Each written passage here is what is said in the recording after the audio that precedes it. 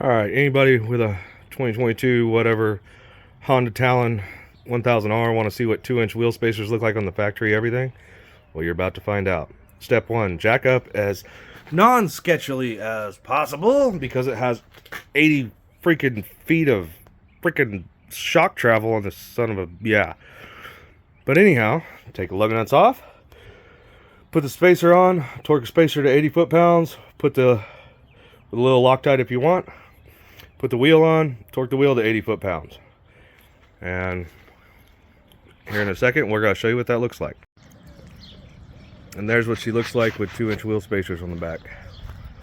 Feels actually surprisingly more stable putting a 2-inch wheel spacer on there.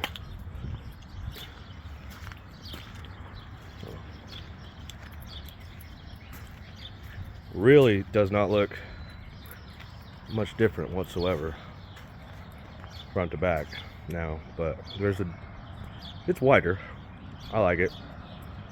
Now the question is, should we put 1-inch spacers in the front? I say yes, but I always say yes.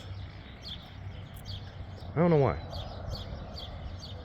but anyhow, we're gonna try it, see what it looks like. Maybe not. I don't think so.